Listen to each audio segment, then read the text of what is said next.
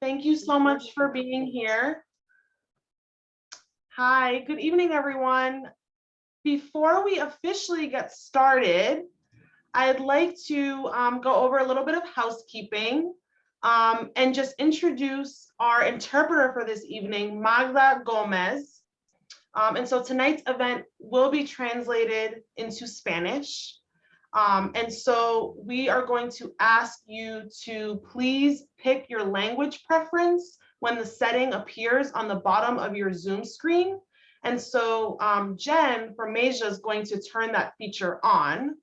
And so I'll share these directions again in Spanish as well. Entonces, este evento esta noche va a ser traducido en español por parte de Magda Gómez. Si necesitan traducción, va a aparecer un globo en la parte inferior.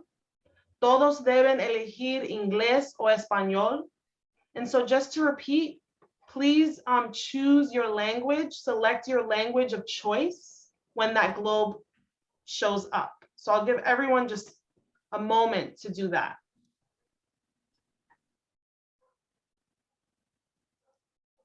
And so it looks like the globe is now available.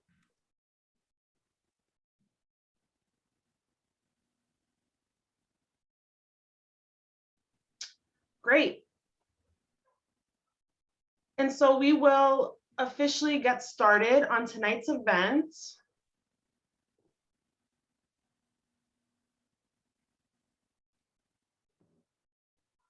And so good evening again, everyone, and welcome to Citizens for Public Schools speaker series on public education and race. My name is Cassie Infante.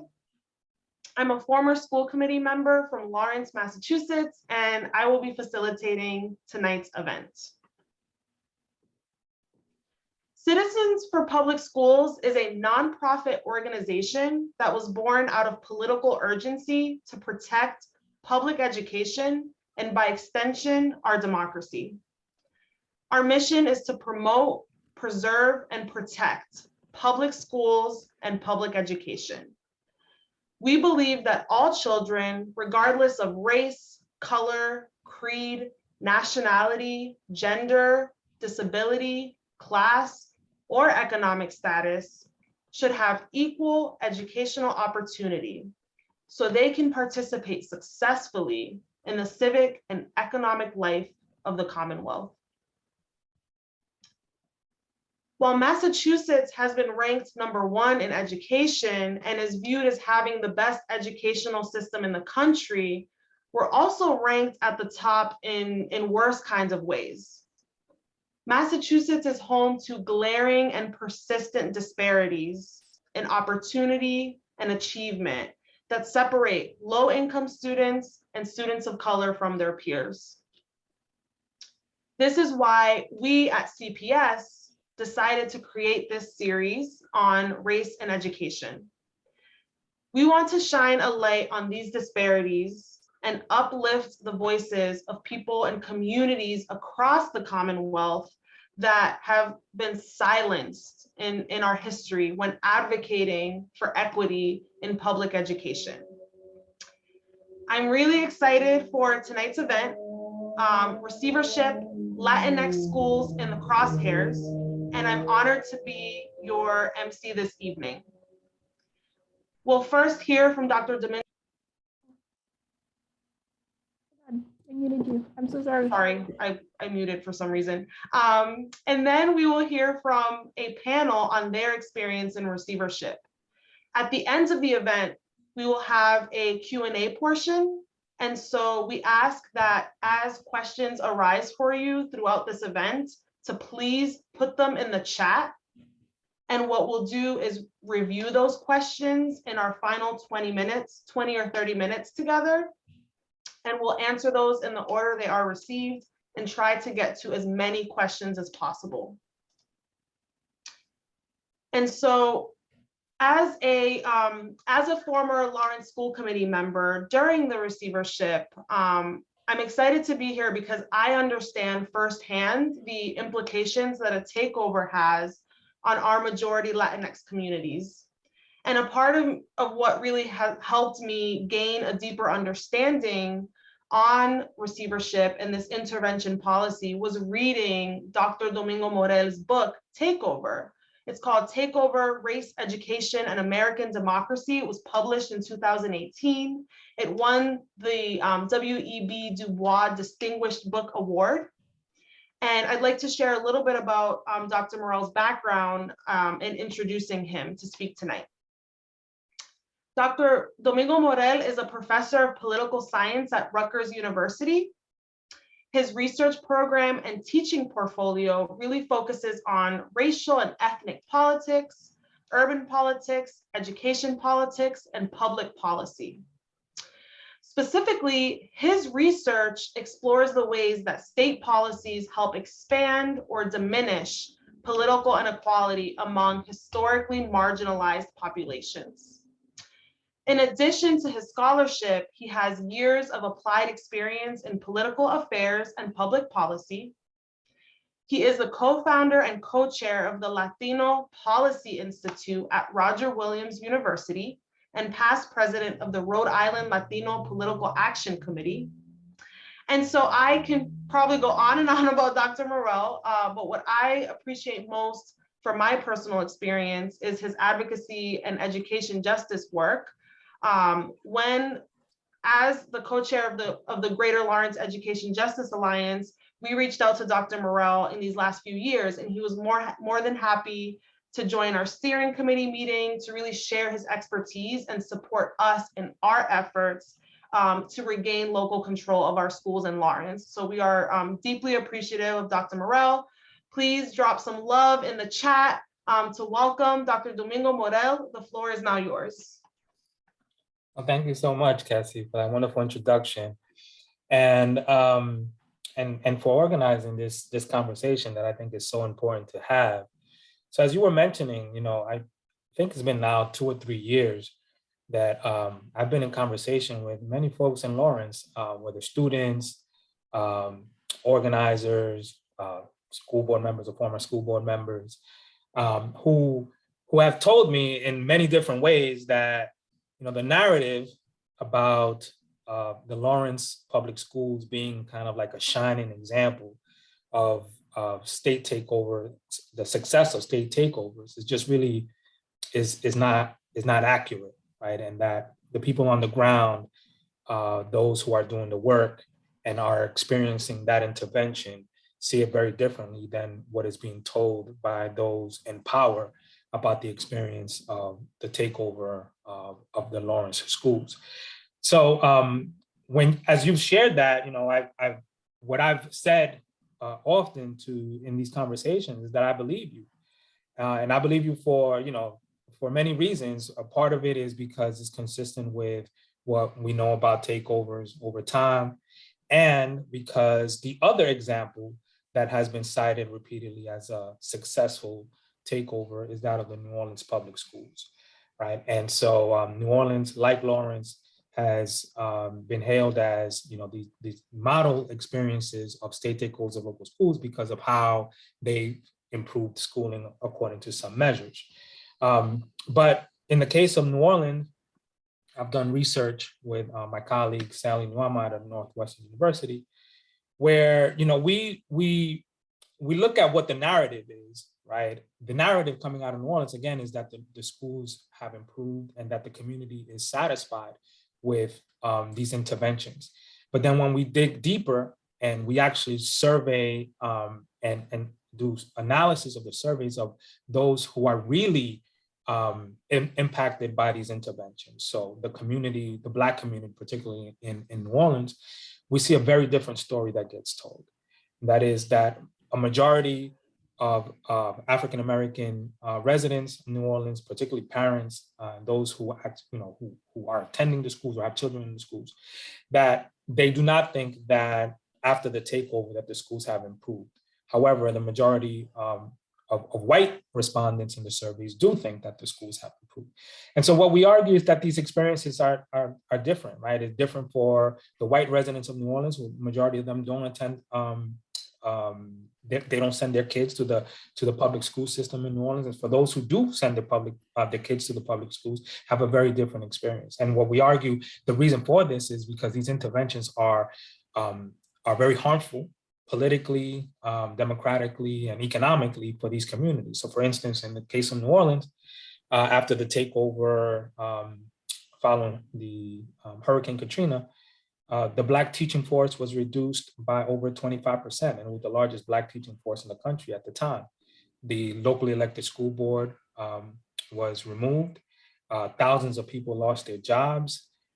Students did not have the same ability to attend their community schools as they did before. Right? So there's a slew of things that happened in the community that affected particularly the Black community.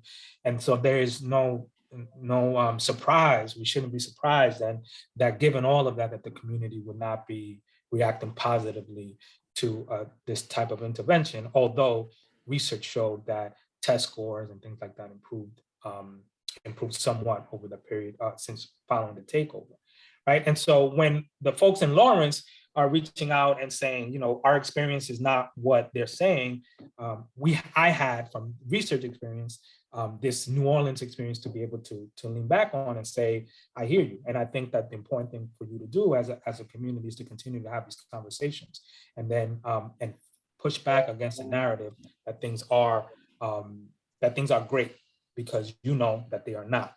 And so I think, you know, given that, I wanted to share a little bit before we have this larger conversation with the panelists, a little bit about my research, how I went about this research, and why I've arrived at these conclusions, and that takeovers are really harmful for communities. So takeover as a policy emerges in the late 1980s and early 1990s. Right? And New Jersey, where I'm at now, was the first state in the country to pass a takeover law. And it was the first state in the country to actually take over a school district, the Jersey City Schools, in 1989. And then following that, several other districts, including Newark, were taken over. When I began to study state takeovers, there was very little research that had been done on the politics of state takeovers, right? So most of the time, people are interested in trying to understand, all right, so when the state takes over a local school, does it improve schooling? Because that's the whole argument, right? That the takeover is going to lead to improved schooling. And so that becomes the dominant question. But, for many reasons, I thought that it was important to try to examine the political dynamics, dimensions of state takeovers, their implications on communities. And the reason why is because education has always served as a foundation for communities' political power and ability to participate in a democracy.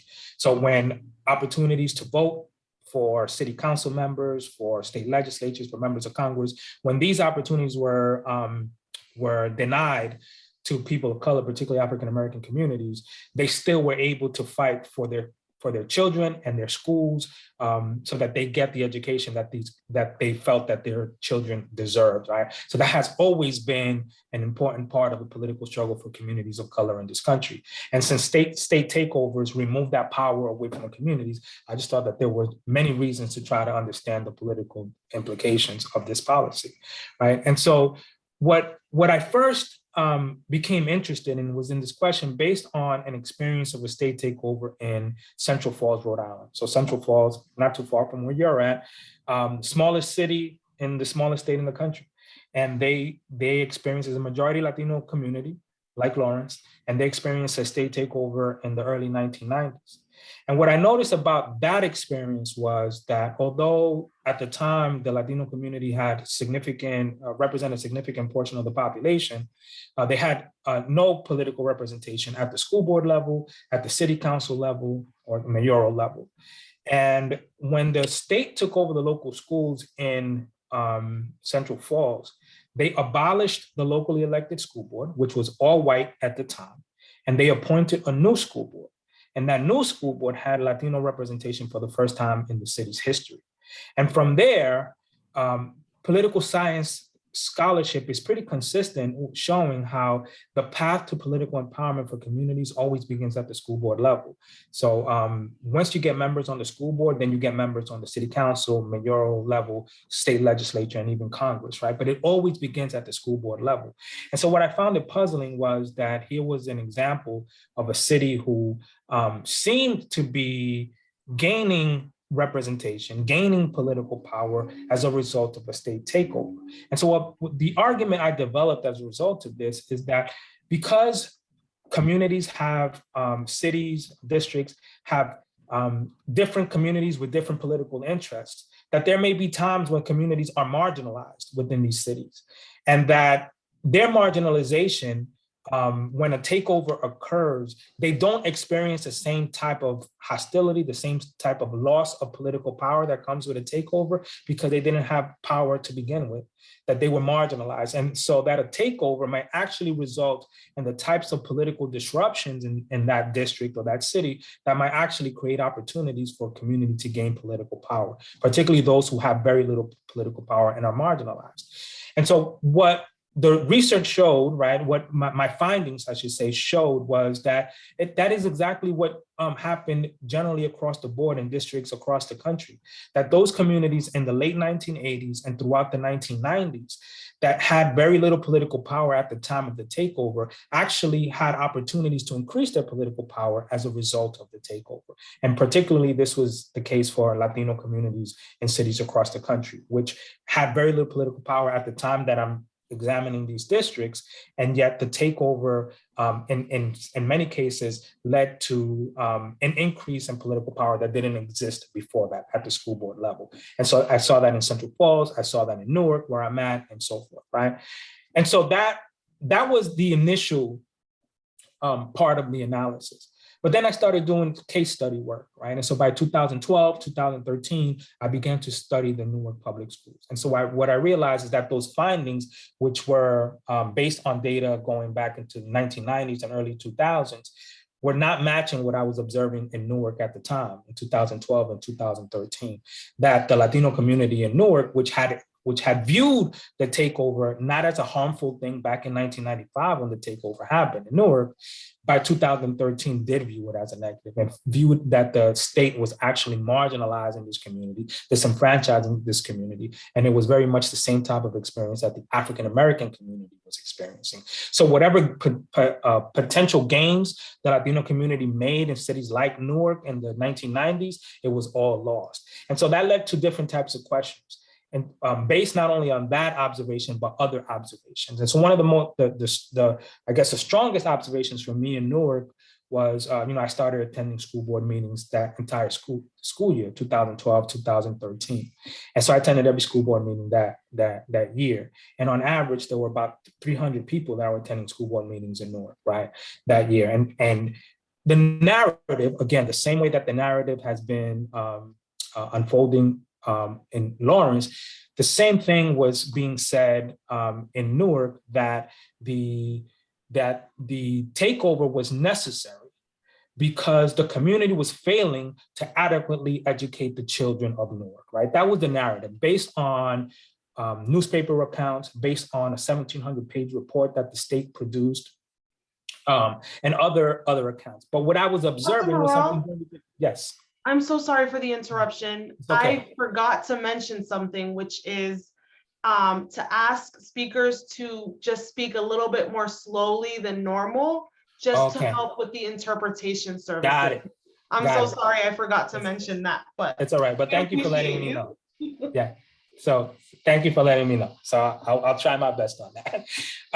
So the narrative in Newark was that the takeover had to happen because the community in Newark was failing to produce an adequate education for the children of Newark.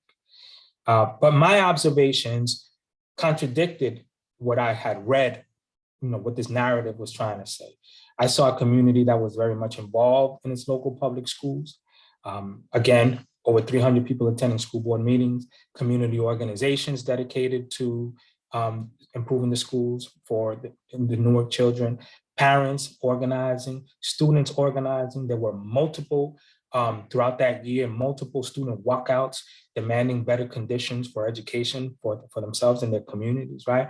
And so as a social scientist, I was interested in understanding whether this was a new phenomenon happening in Newark, or was this something that has been consistent with the history of Newark? And in doing archival research and talking to people, particularly elders who have been involved in education struggles dating back to the 1960s, it was all very clear. They told me, and it was clear from the data, from the records, that this type of involvement has been consistent throughout time in the city of Newark, particularly among the Black residents of the city of Newark. And so that led me to then question whether the takeover was actually a result of some sort of negligence on the part of the community, right? Which was the story that is being told. And instead, that the takeover may have been a result of a community who was committed to improving the schools for their children. And in that commitment and in that political struggle, leading to a type of response, a type of reaction from the powers that be in the state of New Jersey, right? And so that became part of like this growing hypothesis of mine. And then, so I tested that hypothesis by doing case study work and then collecting data across the board. And here were some of my findings. Number one, when a state takes over a local school district, there are three different things that can happen as related to the school board. One, the school board can remain elected. So, you know, the school board stays the same, very little disruption. Another possibility is that the state abolishes the locally elected school board and appoints a new school board made up of members that the state appoints. And the third possibility is that the state abolishes the school board and doesn't replace it at all.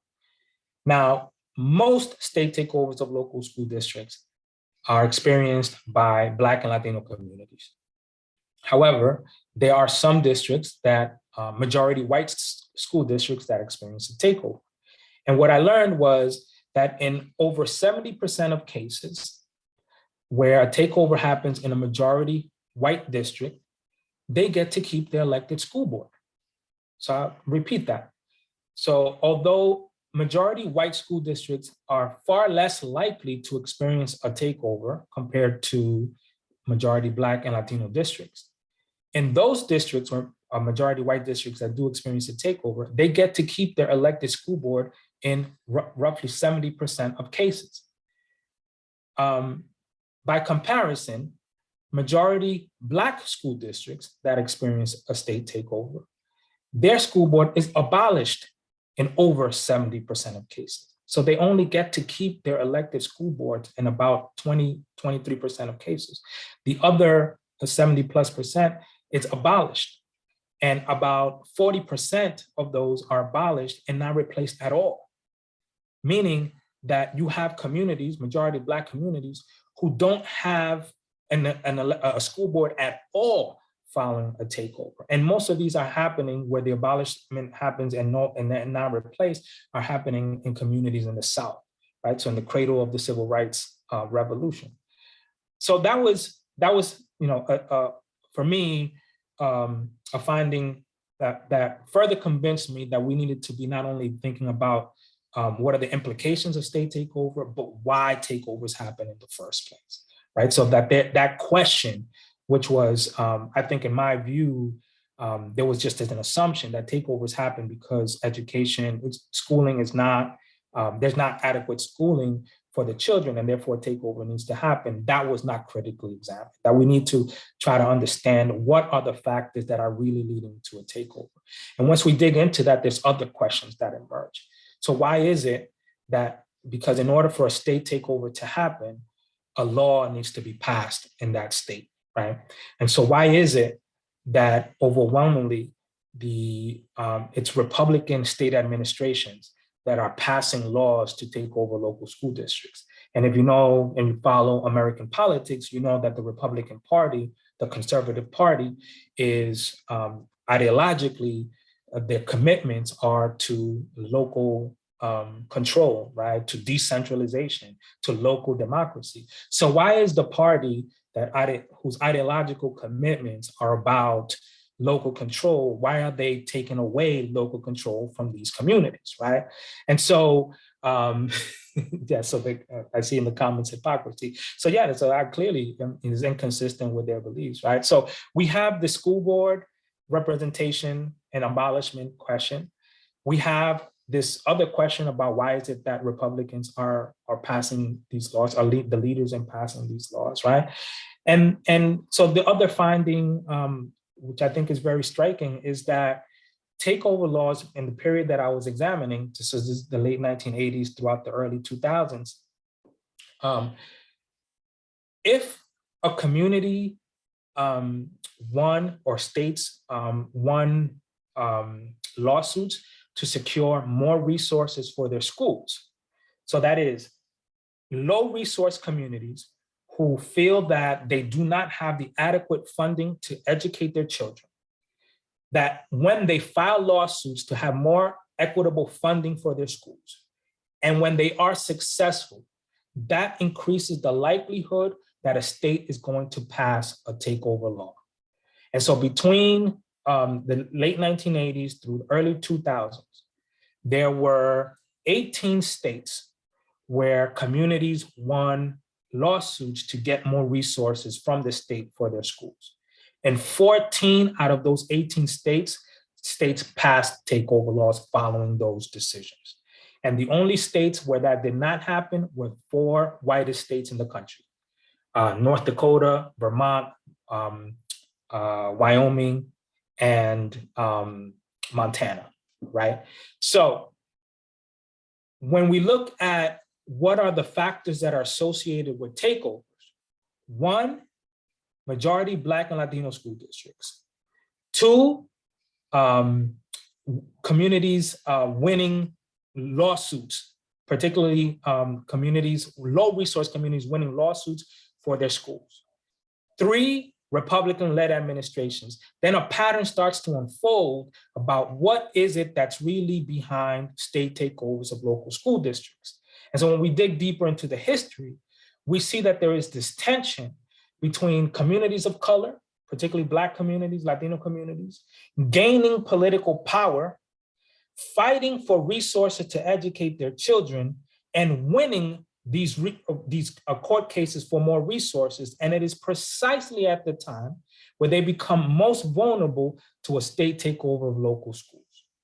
So how is it that a state like New Jersey, where I'm at, state Massachusetts, where you're at, Commonwealth, that the takeover of the Boston schools in the early 1990s, the Newark schools, Jersey City schools, Camden schools, right, in New Jersey in the 1990s, are happening precisely at these moments where a community has gained political power or is at the verge of gaining political power, like in the case of Boston, where the Black community was on the verge of gaining political power in the early 1990s, and then the power was taken away from them.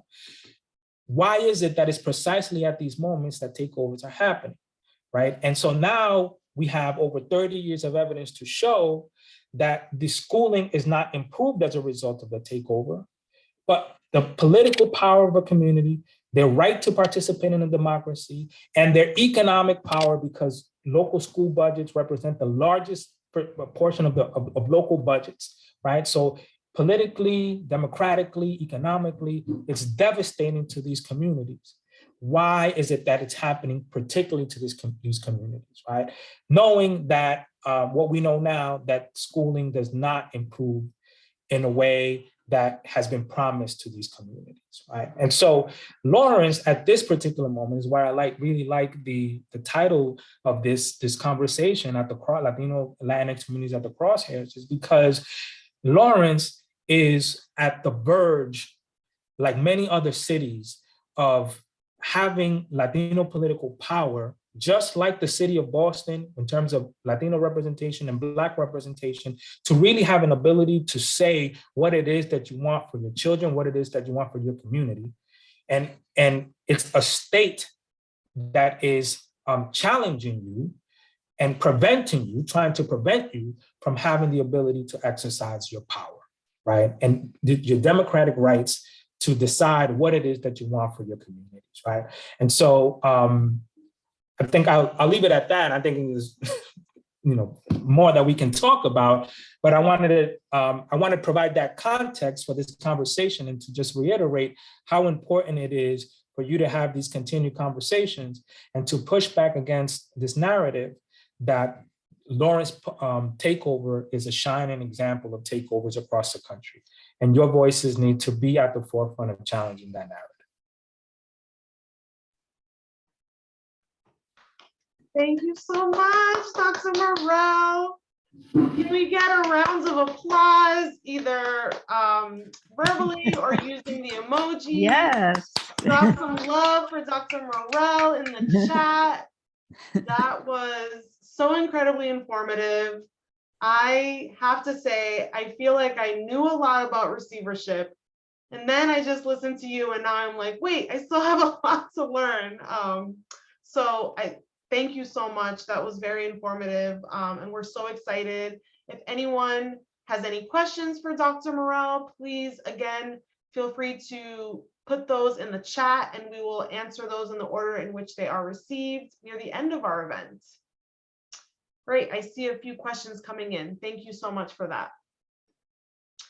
And so at this point, I'm excited to move us into the panelist portion of tonight's event. And so we have 3 panelists who are joining us who will share their experience being in a community under receivership, which is Lawrence. And what I will do is introduce each panelist one by one and share a bio for each panelist. And each person will have about 5 minutes to share their story. And just for our panelists, I do just want to share a reminder to please sort of slow the pace of your speaking just to really help in our interpretation services. And so without further ado, our first panelist, I'm so excited to introduce Jonathan Guzman. Jonathan is a current school committee member in the city of Lawrence for District F. He represents District F, and he's also the chair of the Lawrence School Committee. Born and raised in Puerto Rico, Jonathan moved to Lawrence in 2010 and is a graduate of the Math, Science, and Technology Academy at Lawrence High. He also graduated in 2018 with a bachelor's degree in biology and a minor in political science from Fitchburg State University. Please join me in welcoming Jonathan. Thank you, Cassie, and definitely thank you to Citizens for Public Schools and everybody, Lisa, Dr. Morel, to have you guys here and everybody else in particular that is here today, because it takes a whole village, and this conversation in particular needs to keep happening and getting to these spaces in particular that we're not having this conversation, that we don't understand the importance of how difficult it is to work in a community that is under receivership. So receivership, rather than uplifting communities, right, it takes away the right of community members from running their schools. While there's an elected body, we work with community members to be able to uplift the necessities that we need and the resources that families and students and educators need in order to be successful. And we have to find loopholes in order to get those resources to our families, while that is communicating with administrators or teachers directly rather than going through the non-elected individuals or the superintendent, because that is one of the big difficulties here in Lawrence, is that the superintendent doesn't have communication with us directly. And when I moved here in 2010 from PR, I came to the city of Lawrence, and it's a city that I call home. And back then, when this achievement gap law in 2010 happened, I was in the school. I experienced a atmosphere where teachers were able to create their own curriculum, and they were able to stop and engage with students and quote unquote manipulate the study that they were providing to students to uplift their way of learning. I'm a visual learner, and teachers took the time to help me understand the material. And then in 2011, that's when everything just went, the conversation of receivership happened, and the discussion between the mayor's office and the legislative branch, we didn't know what was going on. And basically it started taking the power away and discriminating against our elected body. And those in power back then should be embarrassed, right? I've said this in many spaces of enabling such discriminatory legislation to pass, and those are in office now should be also ashamed for not looking into this and repealing the receivership law. And recently, I can give you a couple examples of what is happening in Lawrence right now. Well, we are an elected body. We run our meetings. We finally are able to meet by charter and by rules monthly, at least once. Our chair doesn't even appear to our meetings. The superintendent neither. And when we try to uplift these discussions, we are told that we are obstructing, or we are just a fly on the wall that is just making noise. And they basically take away this engagement that we're trying to do with our community.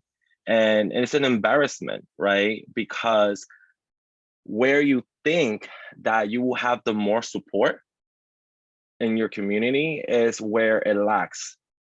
And we are targeted, and this called savior receivership law deprives our neighbors from the right of a local elected body to support their needs.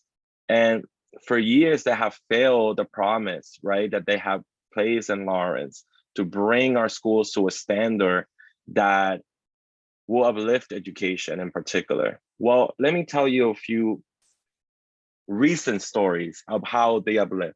Recently, I got a call from a teacher, a former teacher of mine, telling me a story on how she had to fix and change grades because the administration told her to, because she needed to keep her job and she needed to give this particular administrators a good grade for them not to get fired.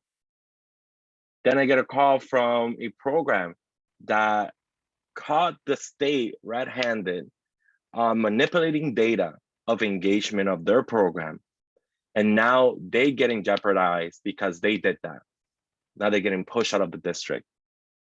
Our own cafeteria workers are yesterday and today and tomorrow in front of the Lawrence Public Schools Administration building, screaming for a proper minimum wage, where here in Lawrence, they're getting paid $13 an hour.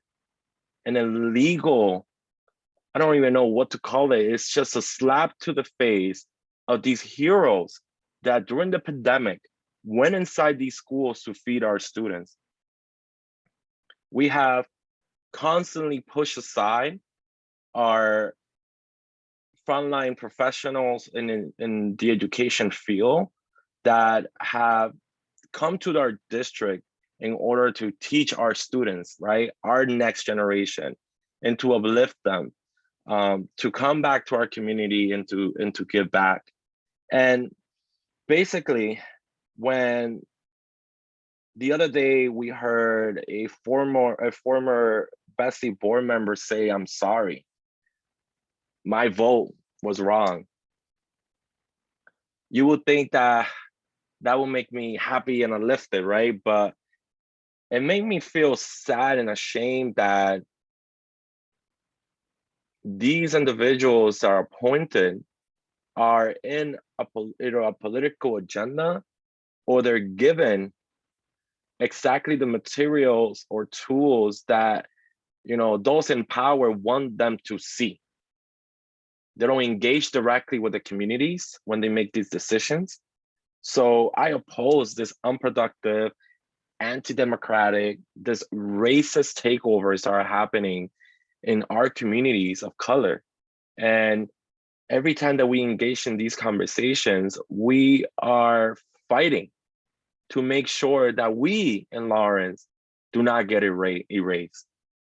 Because again, I'm gonna say it again, like, we think that the more work that we had in support is in our communities. And that's not the fact, because we are even in spaces that we're fighting with our own elected officials who should be in the front lines supporting us and working with us. Thank you, Cassie. Pass it back to you. Thank you so much, Jonathan. Thank you for being here and sharing your story. And if folks have questions for Jonathan or any of our panelists, we'd welcome those in the chat as well. And so I'd love to introduce our second panelist. Our second panelist is Wadaskar Gomez. Wadaskar is a former Lawrence Public Schools teacher in biology. He's also a former manager of student support, and he's currently working on his master's in education policy at Vanderbilt University. Welcome, Wadaskar. Hi, everyone. Thank you for having me here, and thank you for, like Jonathan said, for being here to have such an important conversation.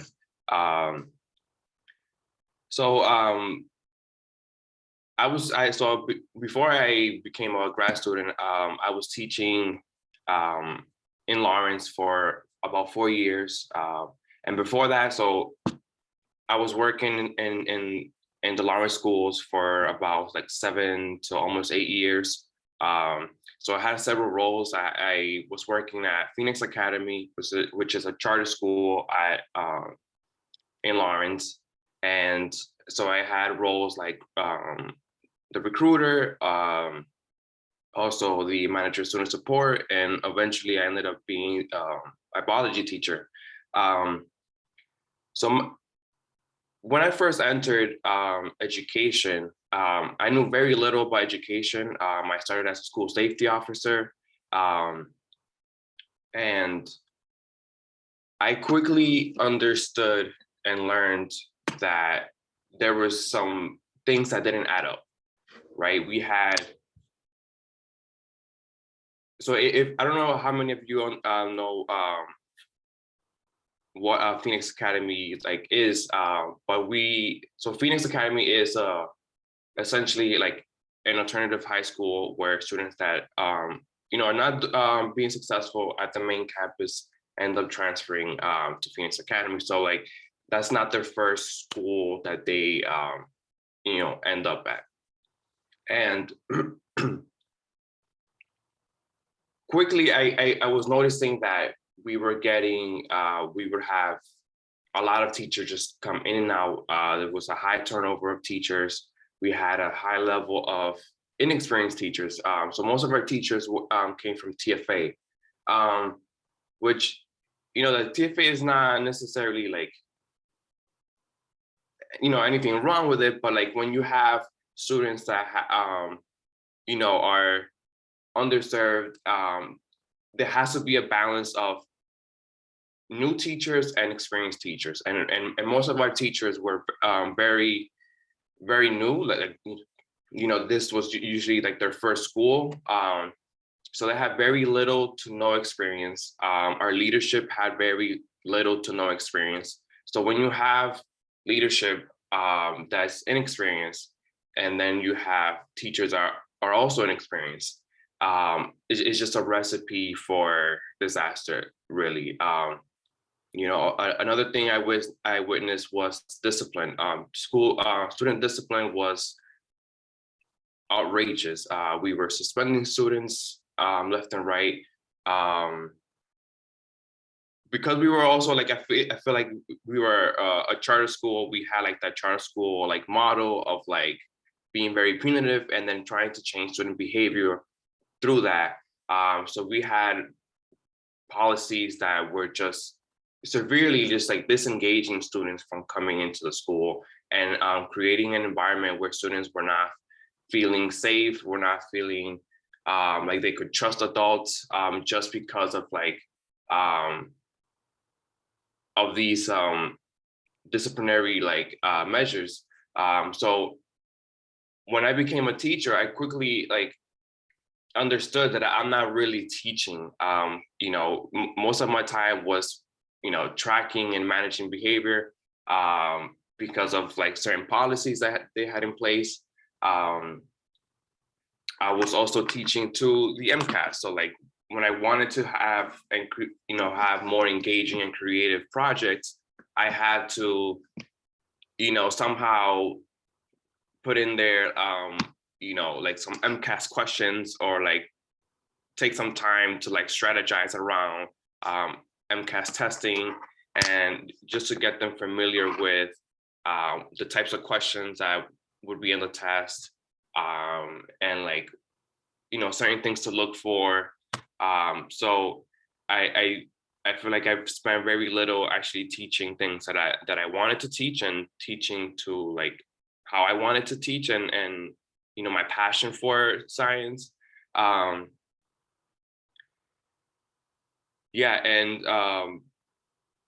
also like another thing was just like the overall working conditions were not healthy. We had longer work days. We had to be there from like 7:45 to 5 p.m. Especially in the beginning of the first few years, which were like longer days. You know, we essentially didn't have break periods. We had, you know, during our lunch, we had like a coverage plan. So we would have to either be like on duty. So we would be like in the hallways, or covering, you know, the cafeteria, or anything else that the school needed for us to do. And what else? I feel like, That's great, yeah. Oscar. Thank you so much. I feel like, you know, we've worked together for some time, and I still learned a little bit more. You elucidated your experience in a way that really gave me a different perspective, and I'm sure everyone in the audience learned a lot. So thank you so much. We appreciate you being here. Excellent. Okay, so I'd love to introduce our final panelists. And for our final panelists, we are going to, our final panelist will be in Spanish. And so therefore, at this time, if you are in need of Spanish to English translation, please switch channels on the globe function on Zoom, so that you can be able to follow this last panel. And so again, this last portion I will share in Spanish and will be in Spanish. And so if you are in need of Spanish to English translation, please switch channels using the globe function in Zoom. So I'll give everyone about a minute to do that.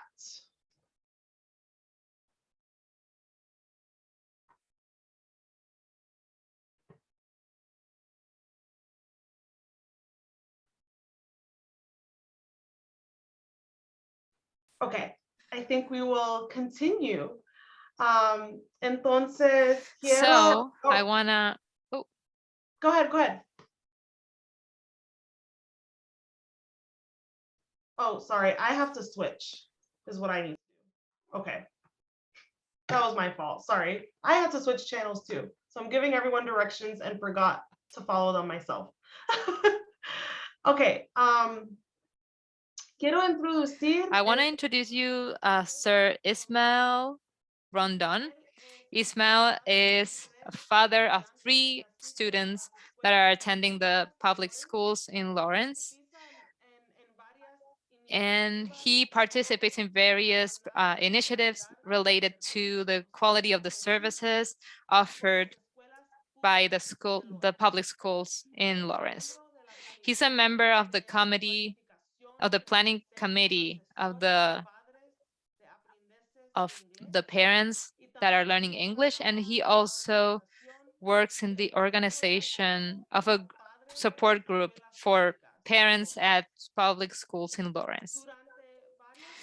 During several years, Mr. Rondon has advocated to allow parents of students of public schools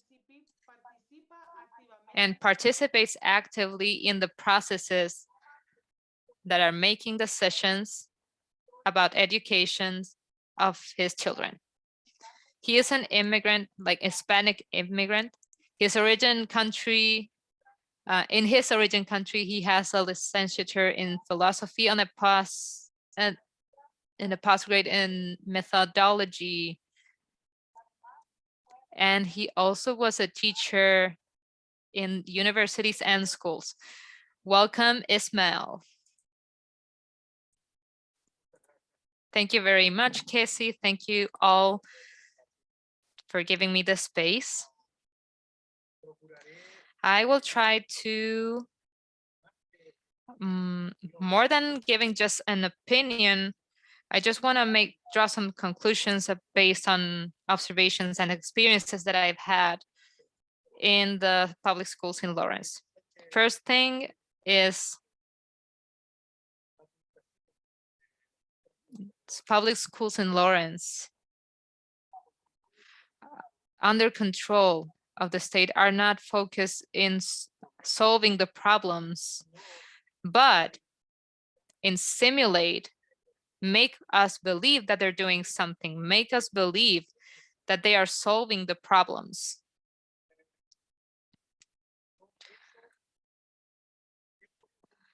I could prove that a lot of schools, I have seen this in my own experience and through parents' comments, there's a pattern that is deny the problems when they are there. And when they can't deny them, then they just minimize them.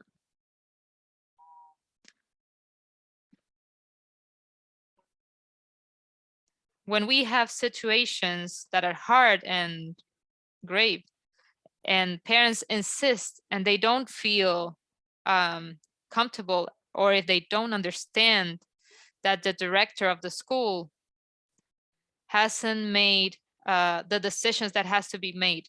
And when they go to the district and the superintendent, in a lot of occasions, they do not provide an answer, and they try to avoid the subject. And they center themselves in other subjects that are not important. And that's very painful, because it looks like that the administration of the public schools in Lawrence in this moment are not feeling with the mandate of giving a quality education in a safe environment for our kids. I repeat, they try to make us believe that they're doing something, but it only takes to take a look and we will see that they're not doing anything. There are parents that have had to go to other instances to find solutions to their problems that are surging in the school. And that's really sad, because there should be an organ that supervises the authorities at school and the school community, the school committee. But in my case, I've been there. And the answer is always, we can't do anything. We don't have any control over the schools. The state has control, we don't. But when you go to the organ that the state created to substitute the school committee, they don't say anything. If you go there and you put the problem there, they won't answer you. They just ignore you. And that's really sad. And you have to go somewhere else.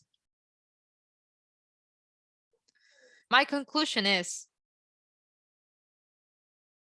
the administration of the public schools are not enough obliged to do the things the way that they should. Because the ones that supervise them, they don't do it correctly, or they just simply don't have supervision. And who should do the supervision? The school committee, elected by the people. They don't have any authority over them. And constantly, the authorities are always letting them know. Jonathan was saying that they try to talk to the authorities and the ones who administrate the schools, but they just don't listen. They ignore their calls. They don't pay attention at all. It looks like authorities at schools, they operate under a feeling of impunity. They know that nobody will say anything to them. No one will oblige them to do what they have to do. But I want to insist in this point. There are a lot of simulation. The problems are still there. And a proof of that is the very violent facts, the violence waves that we have had in the high school in last November. Even though this happened, authorities tried to deny this, to minimize it, that this was not happening when we all were there, we all saw that. But that doesn't just happen in schools. That is happening in lower levels, like little kids. They already have this very violent behaviors. They are not showing any commitment, an authentic commitment to create appropriate space for our kids to reach success. We can't see that commitment. They are more focused on just make us believe that they're trying to do something, and we continue to be like really bad. And those things continue to be not okay. But the state makes us believe that things have improved and that everything is going well. That's really sad. It's really sad to see parents hopeless, not having anyone to go to when you have a problem, because the organ that supposedly supervises the authorities and make them do their thing is the school committee. That's an organ that is elected by the community, by the parents. But they have been substituted, annihilated, and that other organ that is substituting them are not doing anything. So now we don't have anywhere to go. And I want to stress this out. Not having supervision, it's really dangerous in communities, especially in communities inhabited by minorities that a lot of times don't know what their rights are. And I'm gonna end with this. They're not addressing the problems. There's no interest.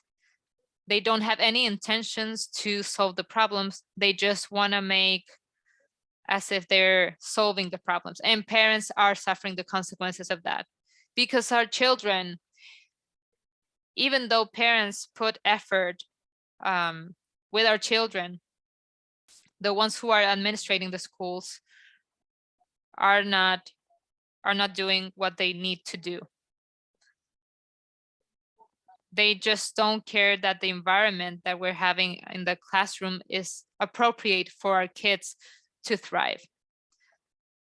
That's why the kids drop out, because the school does not provide the ability to continue to study. And that's really sad.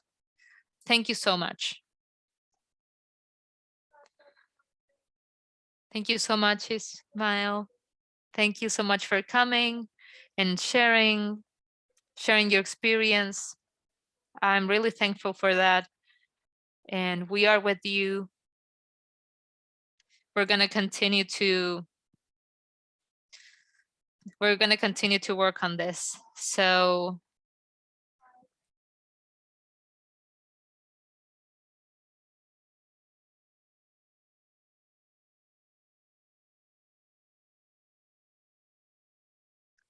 y en inglés, quienes quieran escuchar en inglés. Así es que este es el momento para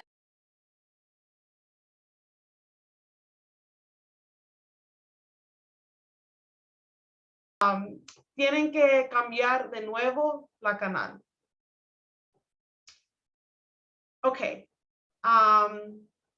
Before we move to Q&A, I did just want to give Waterscar one moment just to finish a point that he wanted to make. And then we will move to question and answer. And so far, it looks like we only have around 2 or 3 questions. So I would welcome other folks to submit their questions for Dr. Morel or any of our panelists. And so Waterscar, I'll turn it over to you for a minute, and then we'll move to Q&A. All right, thank you. I promise I'll be quick. I just wanted to make a point that I felt was just very important. You know, something else that I witnessed through my various roles. So I was also the recruiter at Phoenix at one point. And something that I noticed was the way that the school system pushed out students through different schools. So like Lawrence has, you know, the main campus, Lawrence High, and then they have the SCS, they have HOC, and now they have Phoenix. So the way that they push kids out, they often threaten students, like, you know, if you don't get your act together, like, I'm going to send you to Phoenix, or I'm going to send you to, like, well, it was mostly Phoenix because we were seen as the you know, the bad school. So like they were already threatening students to transfer them out. Often, you know, they were referred without parental consent. You know, and I just quickly understood that, you know, if I'm a new principal, right, and you know, I have students that are getting suspended, right, a quick way for me to clean up my numbers would be if I just transfer certain students out, therefore my numbers improve. So like that's something I think like that's important of how shifting, you know, especially shifting students around, and you can finesse numbers and to have the number say something that you want it to say. So you know, I think this in particular is very important because like it's not helpful for students to have multiple schools that they've been to and constantly shifting around. And you know, because by the time we got students at Phoenix, this was like their second or third or even fourth school at some point during their high school career, and like that's not conducive to students growth at all. So I just wanted to make that quick point. So thank you, Cass. Thank you so much, Waterscar. Those were really important points. We appreciate you for raising them. Okay, we have around 20 minutes left for Q&A, and I'm going to ask questions in the order in which they were received. Thank you so much for submitting them. And so our first question is for Dr. Morel, and it's from Josh Alba. And Josh asks if you can address, Dr. Morel, how these takeover laws are tied to standardized testing and test scores, and how do these test scores measure at all student understanding and critical thinking? It seems they only measure poverty level and testing skills. How does this focus on the standardized testing result in interventions set up for districts to fail? Great question. Is it Josh? Am I correct? Yes. Yeah, well, thank you. Great question, Josh. So I think in order to answer that, we need to understand the history of standardized testing in the United States, right? And so when we're thinking about standardized testing for K through 12, standardized testing to gain college admissions, standardized testing to become teachers, to become certified teachers, right? All of these are rooted in a racist policy, because right from the beginning, we understood, we knew that standardized testing was biased, that it's biased against those who do not speak English as their first language, against those racialized minorities, against poor people, right? And so standardized testing is already a justification to deny democratic education opportunities and economic opportunities to marginalized people. And so once you understand that that's what standardized testing is for, then you can see clear why standardized testing is being used to take over school districts, because it is part of the justification for a takeover of local school districts that students are not meeting certain standardized test score thresholds, right? And so if the goal is to disempower communities, if the goal is to prevent access to political participation, democratic participation, economic opportunities, then standardized testing becomes a tool to justify that disempowerment. And takeover is just a state takeover of local school is just one of the many ways that this disempowerment, disenfranchisement continues to happen, right? So it is very much attached to it. And like Josh is suggesting, it's completely accurate that it's not a measure of one's ability, one's intelligence, but is a measure used to justify oppression. Thank you so much, Dr. Morel. That's really important historical context and information. I think sometimes it's sort of easy to forget that, this is all a sort of punitive system and intervention policy that's been set up with standardized testing being its crutch. So thank you so much for that elucidation. So our next question, I think is also for you, Dr. Morel. However, if any of the panelists have, if they have remarks to share to answer this question, please feel free to.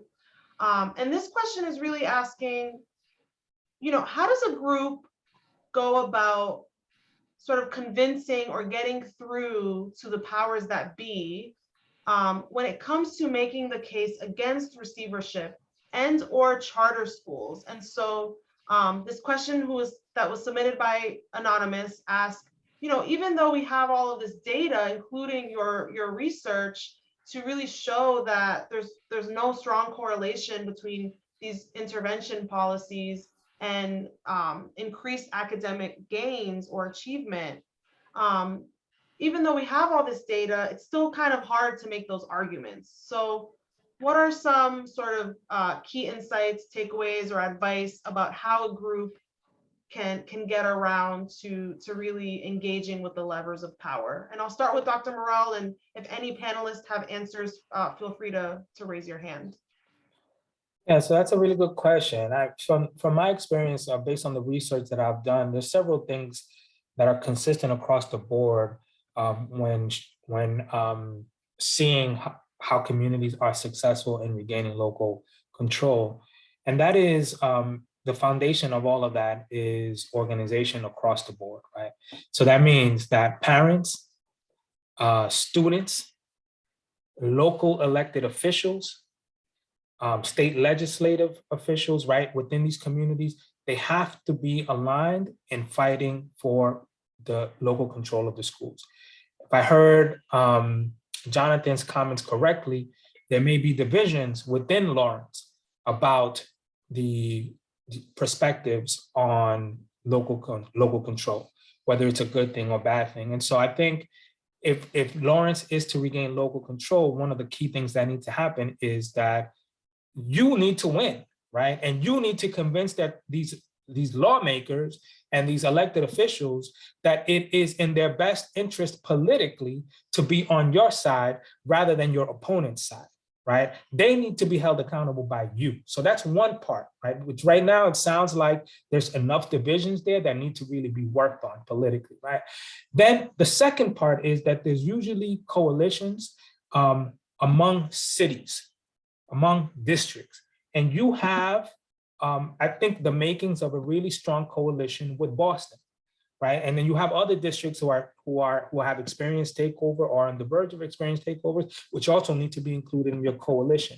And so I've seen this already because I've been also working with folks in Boston, and I see the Lawrence presence, the Lawrence conversations that are taking place within these Boston conversations, right? And so I think that you all need to work together across districts who are either under takeover now, on the threat of takeover in the immediate moment, or in the future, right? So that includes essentially every community of color in the state of Massachusetts and the Commonwealth, right? So those are the kind of things that I've seen consistent across the board. You have to organize politically and hold these elected officials accountable to you, not to the state officials, but to you. Wow, snaps for that, Dr. Morel. Thank you so much. I see Jonathan has his hand raised and would like to speak on this question as well. Jonathan? Yeah, so I wanted to just like even go back to the first question and uplift, Dr. Morel's comments, because I was a newcomer. I barely spoke English. I was placed in a room with a dictionary and the MCAS for biology. Completely failed it. My dreams to become, going to the field of science, destroyed, right? And it just, I want to uplift that, how standardized testing really hurts dreams and hurts our communities. And when we talk about engagement, in particular on the receivership piece and charter schools, engaging and organizing with parents is what we try doing all the time, right? But what happens is that when we have the disconnection that is happening within the different parties and elected officials within our district, is that some believe, right, those that were in power then allow such thing to come and happen, right? They saw it as an opportunity for the district to get more resources. But the news is that when you go into receivership, it doesn't come with more resources. It doesn't come with extra funding, right? And then what happened was, it's like these same individuals, some of them are still in office, jump into other political powers that really don't associate that much with education, but then they do campaign on education constantly. But when these conversations come on organizing against receivership and ensuring that we empower the school committee, it goes silence. It's literally crickets, and nobody wants to be behind us, right? To push this narrative out of our district. And if we talk about what is happening in Lawrence compared to our sister Holyoke, we have an appointed board by DESE here. When you look at Holyoke, is the superintendent communicates with the school committee. So this engagement happening, right? It's not the same. And this is why when we look at chapter 69, which is one of the ones that talk about receivership, it doesn't define, and they can just manipulate this law and do whatever they want. And I can say, like, in the conversations with these political individuals, I've heard them say, I could have come into Lawrence and fire everybody if I wanted to, because the law literally allows them to do that. Wow, thank you. Thank you so much, Jonathan, for sharing more. I think we just got a new slogan maybe for a campaign: standardized testing kills dreams. I never really saw it. Well, I have seen it that way, but I think that just gets right to the root of it. So thank you so much. So we have a number of questions coming in, and it looks like potentially some live questions. So I want to make sure we get to all of them. I want to go to Dr. Morel now. Dan French would like to hear any of your reflections, Dr. Morel, on what the panelists shared in terms of some new insights or anything that sort of speaks to your research or just your lived experience. Well, so there's a lot there, but I'll just keep it to one comment because I see a lot of hands and other questions. I just want to just emphasize how important and powerful Ismael's comments were. And I want to share why I thought that. Obviously what he said was very important, but why in my view is so important, because so what happens with majority Latino communities is, as immigrant communities, we are very hesitant to challenge power, right? To challenge the state, to challenge the education authorities, right? That's part of our experience. Teachers know best, the superintendent knows best, the school authorities know best, right?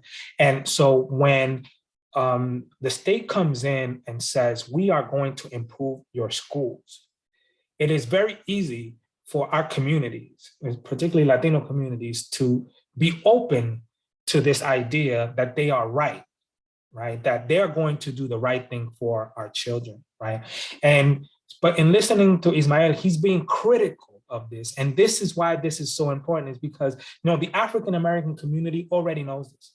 African-American community has been in this struggle for a very, very, very long period of time. And so they don't buy the argument that the state is going to come in and help them, even if the state superintendent or the district superintendent is an African-American person. They know enough about the struggle to know that that is part of the strategy to quiet down, to quiet opposition. In Providence right now, the commissioner was brought in to take over the local schools in Providence, right? So in Providence, the majority of the student population, like Lawrence, is Dominican. And guess what? The commissioner that was brought in is Dominican. And so we don't see a strong community pushback, partly because she is seen as one of our own. The African-American community does not buy that because the African-American community understands it. So even if you bring a commissioner who's African-American or a superintendent who's African-American, they know enough that this is part of the strategy. As Latinos, we still are learning. But what Ismael is doing is saying, it does not matter who the authority is. If they are not accountable to us, it is not good for us. And that is important. And so I want to lift his voice, and I wish that more people across the country, and particularly in places like Providence, that is not too far from where you are, that they get to hear that perspective. If they are not accountable to us, they cannot be good for us, right? And that's why I think it was so important what Ismael was saying. So I just wanted to make sure that I shared that point. Thank you so much. I'm actually getting a little bit emotional because absolutely, I got goosebumps when Ismael was sharing. So thank you. I'm gonna get my act together so we can keep facilitating. We have 2 more submitted questions, and then hopefully we can get to the 2 others. So Dr. Morel, you touched on this a little bit in terms of how communities can support each other to get out of receivership. You talked a little bit about Holyoke, Boston Public Schools, but Marianella Rivera has asked, what do you think communities can do to support each other in repealing the receivership law, preventing these takeovers from happening in the first place? Any additional thoughts there that you want to share? Yeah, so when we look at where the heavily concentrated populations are in states, right, and Massachusetts is no different than this, it's in the urban core, right? So these are the places where the majority of state legislators come from, right, where governors particularly when they're Democratic governors. Right now, obviously, is different in Massachusetts because your governor is Republican. But so where Democratic governors and state legislatures really rely on these urban core voters.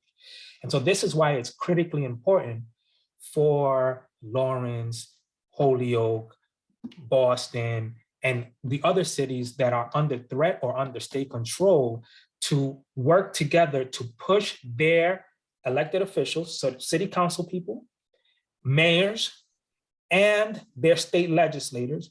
And I would also include members of Congress, right? So you have a very powerful, at the national level, members of Congress representing the Boston area, and at the Senate level, right? These are champions for national causes for social justice. So they should be your allies in this cause.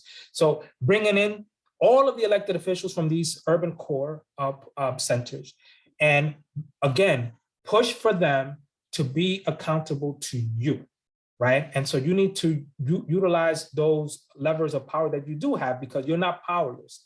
Now, Lawrence alone, if it was just Lawrence alone with the whole Commonwealth, you might have a very, very uphill climb, but it's not Lawrence alone, right? You have all these other cities that are part of this as well. And so they should all be allies with you in pushing the levers of power to overturn this legislation. And so I just want to emphasize again that you have what may be potentially powerful allies in Congress they should join this fight as well. Yes, and we are on the brink of a gubernatorial campaign. We're going to get a new governor, and many of our state delegation members are up for re-election. So that is great leverage to your point. Thank you. And the last question that we received in the chat, and then I'm going to turn it over to Ruby Reyes for a live question, is what can we do about misinformation and narratives that enforce this internalized racism that leads community members or even some teachers to believe that the state intervention is a good thing? So this conversation here is critically important. Conversations at the school board. So I would tell the school board, while you may feel powerless in your ability to influence policy, which clearly you are not voiceless, right? And so you need to use that podium at your meetings to fight back against this, right? So they might tell you, you're not gonna be influence policy. You might not be able to talk to the superintendent, influence the superintendent, but you can use that space to be forceful advocates for the return to local control for the city of Lawrence, right? So those are some of the things, that folks can be doing to amplify their voices. I'm sure that there are other things that can be done, but I know for the sake of time, we're about to run out of time, and I do see some hands, and I really want to be in conversation with other folks as well. Thank you so much, Dr. Morel. I want to turn things over to Ruby Reyes to ask a live question. I have a live question, but also just a comment. I'm the director of the Boston Education Justice Alliance, and we've been fighting receivership threats. So I just wanted to definitely big out our Lawrence brothers and sisters who have really been in the fight with us and using their experiences to really support our struggles. So I'm just really, really grateful.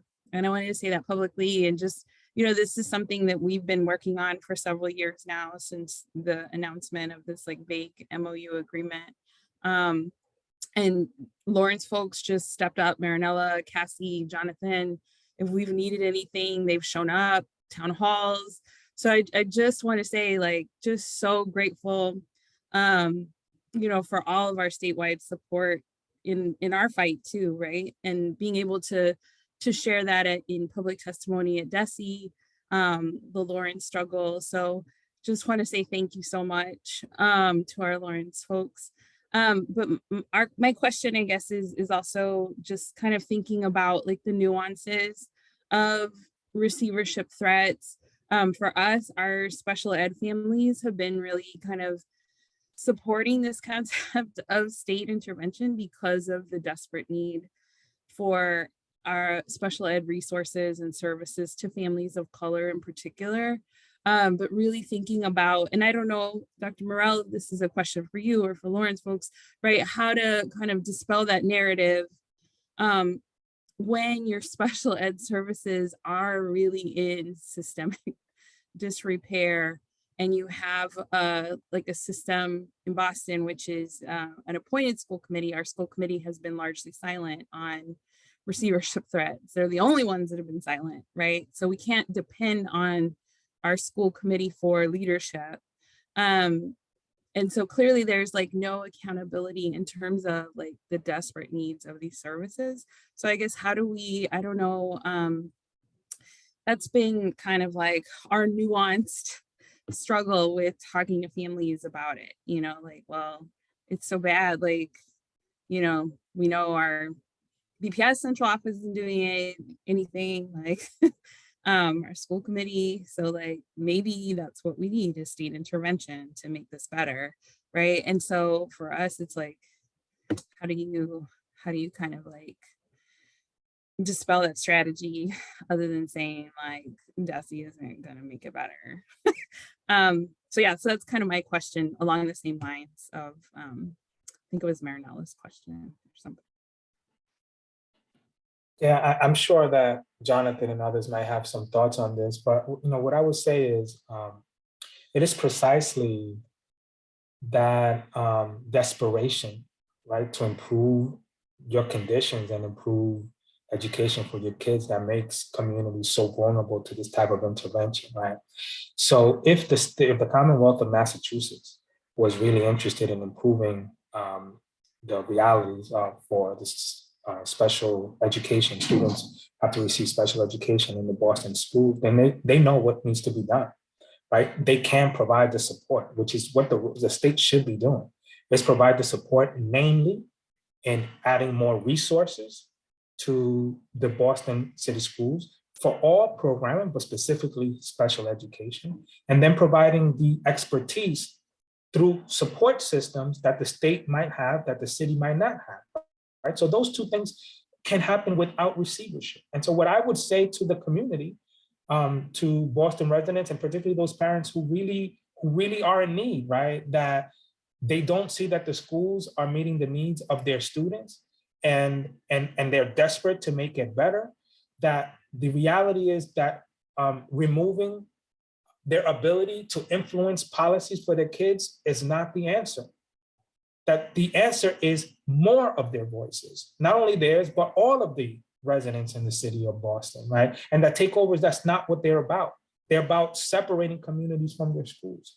So the solution really is, and I understand it, the nuance within the public, with the Boston public school issue, but it's really consistent with what was happening everywhere, that something is promised that can't be delivered. And so, but there is a solution, right? We know that there are school districts that have received the adequate support from the state, including political partnership with the local community and economic resources for those communities, which have been able to prosper as a result of those partnerships. And so there is that model. It doesn't have to be a takeover. It doesn't have to be receivership. It can be a partnership. And that's what the Commonwealth should be doing for the residents of the city of Boston and Lawrence and others. Thank you so much, Dr. Morel. I want to go to Ismael, if Ismael has anything to add, or if it's a question in closing.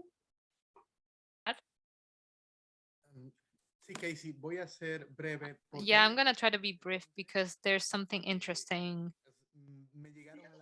that I just recalled when Dr. Morel just spoke. In Lawrence, the receivership was implemented when the first mayor, the Hispanic mayor, was elected.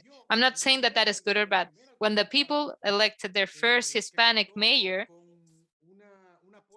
that had an overwhelming support from the community, it just happened that we had the receivership. In Boston, when they chose the first woman member of a minority, they're talking about receivership. It's not a casuality. This is a policy that is going through all the country and is racist. And remember, first we have the policy, and then we look for racist ideas that support it. After a decade of receivership, it can't handle that anymore. It didn't work. So yeah, you just have to take a look and you'll see that you don't have to be an expert to realize about that. You just have to go into a school and see the outcomes of the students, and you'll see that the receivership failed. It's not meeting the needs. Now that we know that, the plan is they want to take over, they want to control, they just don't want to hope. They want to take the power from us. Those are elites that are racist, and they're hiding in the state. They just don't want to give in the power to minorities. So what we are going to see now is, now we have to talk about that we do not have members, people from Lawrence that could be members of the school committee. That's so racist. That's the idea that they're trying to move, that we don't have a school committee with the capacity to lead the schools. That's fake. But that idea, we can start a campaign. But yeah, what they're trying to look is modify the Constitution. So the structure that is now the LE board that substituted the school committee, that structure, the receivership is going to start, it's going to stop to exist, and we're going to change it for a school committee chosen by the mayor, but the mayor is not really the one who is choosing it. The mayor just going to put people that the state suggested. So it's exactly the same. They're going to change the way, but it's going to be exactly the same. Exactly the same, because it's a racist policy. What Dr. Morel said is very important. Our elected officials are with the elites because they are afraid. They're trying to say that they're powerful and that everyone who opposes them is going to fail. Racism works like that. When you do something against the interest of the elite, they're going to try to find a way to punish you. In Lawrence, we have seen that. I'm not defending any politician. There are some politicians that because they're ignorant or arrogant, they defeated the elites and they failed.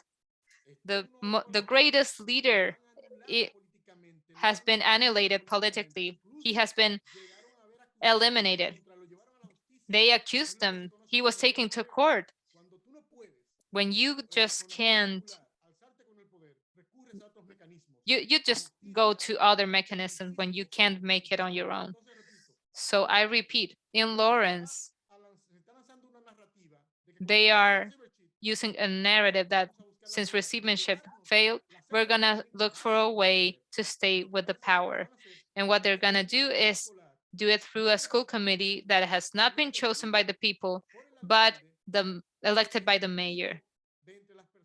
And between the people that are in the state and that people that the state will suggest to the mayor. Thank you, Ismael. I'm so sorry. We don't have more time. I'm so sorry. I'm so sorry for interrupting. Thank you so much.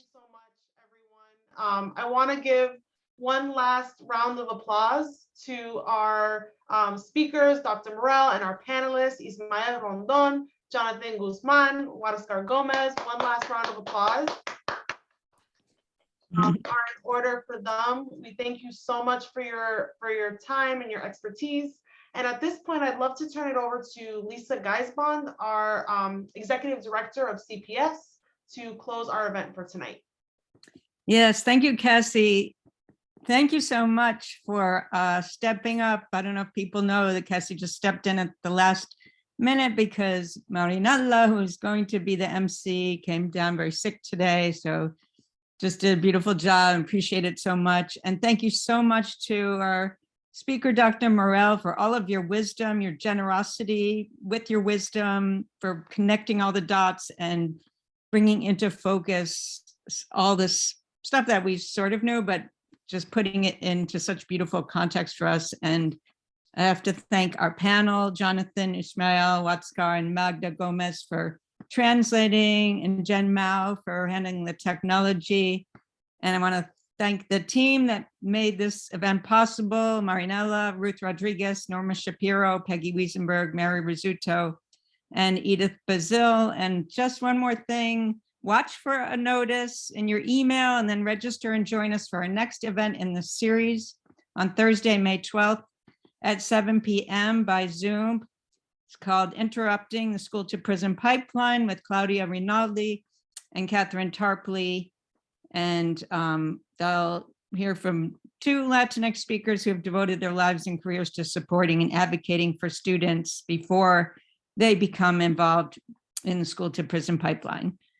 And everybody, I'm going to buy Dr. Morel's book. Everybody buys book, and appreciate everyone's contributions to tonight. It was excellent.